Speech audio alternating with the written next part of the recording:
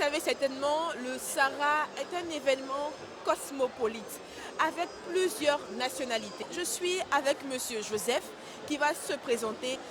Bonjour Monsieur Joseph, j'espère que vous allez bien. Bonjour madame, je vais bien par la grâce de Dieu. Dieu merci.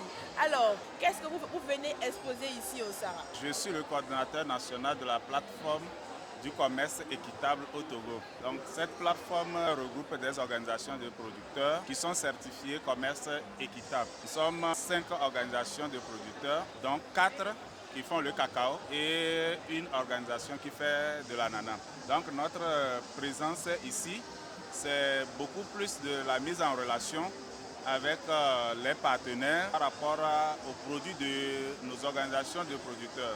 On voit que le Togo fait le cacao, mais sur le plan international, le Togo n'est pas reconnu comme producteur de cacao. C'est vrai. Ouais. Puisque quand nous allons dans les conférences, sur les panels, tout ça là, on parle de cacao, on appelle la Côte d'Ivoire, on appelle le Ghana.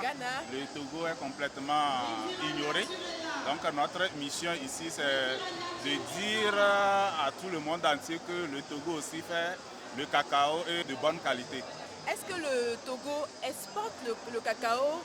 Oui, le Togo exporte le cacao vers l'Europe, l'Amérique, mais c'est que la quantité est relativement faible, mais avec une qualité très bonne.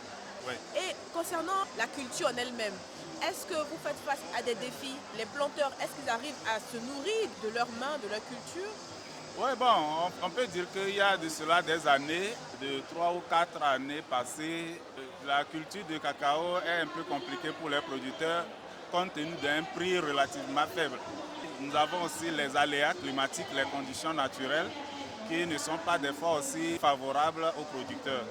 Bon, mais on peut dire que l'année passée, le prix de cacao à l'exportation est un peu mieux.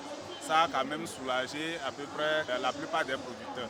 Ma question pour vous maintenant, c'est de savoir si dans tous ces mécanismes-là, il y a des voies de, on va dire, de mécanisation, parce que la récolte reste manuelle, ça va ralentir les productions, c'est beaucoup plus laborieux. Est-ce que vous avez du matériel digital, high-tech, des drones qui vous aident à détecter les maladies des différentes plantes, vraiment des éléments, des outils numériques, informatiques, technologiques qui pourront booster cette production qui est encore à la baisse, qui doit concurrencer vraiment celle de la Côte d'Ivoire et du Ghana. Oui, c'est là le défi majeur. Au jour d'aujourd'hui, la culture du cacao au Togo est encore manuelle. Ce n'est pas de mécanisation. Les producteurs ne sont pas aussi quand même des gros producteurs. Il n'y a pas les moyens pour faire venir les machines pour pouvoir exploiter une grande parcelle. Et surtout, actuellement, nous sommes aussi en face de nouvelles réglementations de l'Union européenne qui devient maintenant une contrainte pour le producteur à s'adapter. Puisqu'on a besoin maintenant de nouvelles technologies par rapport à la géolocalisation des parcelles et d'autres restructurations que l'Union européenne a mises en place qui est vraiment contraignante aux producteurs lambda pour pouvoir se conformer. Donc c'est vraiment des défis majeurs pour le producteur de cacao.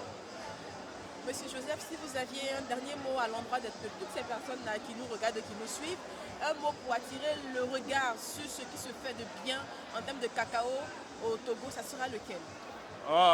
Mon dernier mot, c'est d'attirer l'attention vers tout ce qui se trouve sur la chaîne de valeur cacao, surtout les investisseurs, les usines de transformation de cacao, à regarder un peu le Togo. Et que le Togo aussi est dans la production de cacao, surtout une meilleure qualité avec des bons goûts. Donc ils ont intérêt aussi à tourner vers le Togo pour pouvoir avoir des fèves de cacao de meilleure qualité. Merci beaucoup, Monsieur Joseph. Ce fut un plaisir. C'était Marie-Lise Bamené en direct du Sahara.